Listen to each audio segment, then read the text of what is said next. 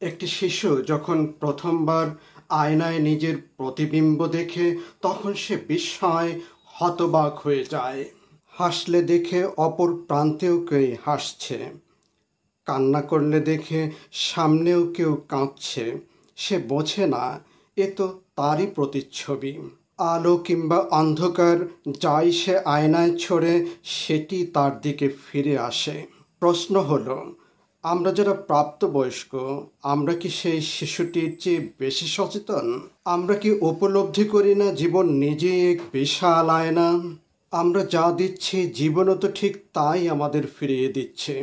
আমরা প্রত্যাশা করি অন্যেরা আমাদের শ্রদ্ধা করুক, সম্মান দিক, আন্তরিক আচরণ করুক, কিন্তু নিজের হৃদয় কি কখনো প্রশ্ন রেখেছেন আমি কি সেই শ্রদ্ধা, সেই আন্তরিকতা, সেই মানসিকতা অন্যের প্রতি প্রয়োগ করছি?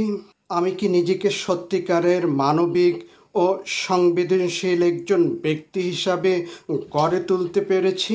জীবনে গভীর প্রতিধ্বনি, আপনি যা বলবেন তাই ফিরিয়ে দিবে। আপনি যেমন ভাববেন তেমনই গড়ে উঠবে আপনার বাস্তবতা। সুফি দার্শনিক রুমি বলেছিলেন, আপনি যা খুঁজছেন সেটাই আপনাকে খুঁজছে। এটি নিছক শব্দের খেলা নয়, এখানে নিহিত আছে গভীর আত্মিক সত্য। আপনি যদি ভালোবাসা চান আগে নিজের মধ্যে ভালোবাসা জাগিয়ে তুলুন।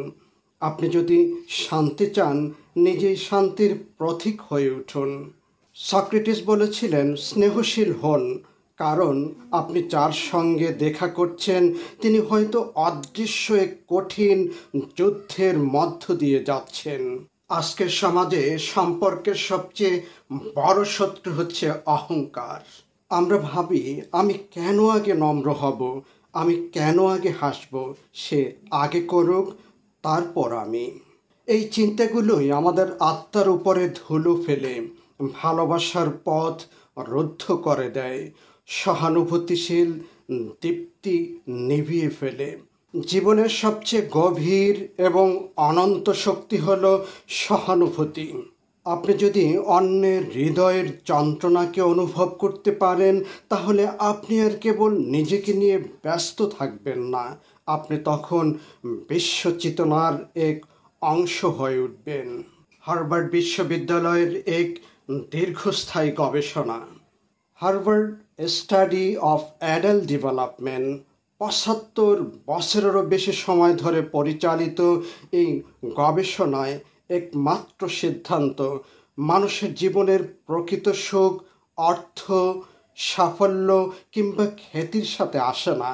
সুখ আসে বন্ধুত্বপূর্ণ সম্পর্ক থেকে, আন্তরিক সংযোগ থেকে। আমরা যদি বন্ধুত্বসুলভ আচরণ ছড়িয়ে দিতে পারি তার প্রভাব শুধু সামনের বসা ব্যক্তিটিকে নয়, বরং সমাজের প্রতিটি স্তরে পৌঁছাবে। মনে রাখবেন, আপনি যেমন আচরণ করবেন জীবন আপনার কাছে ঠিক তেমন আচরণ ফিরিয়ে দিবে।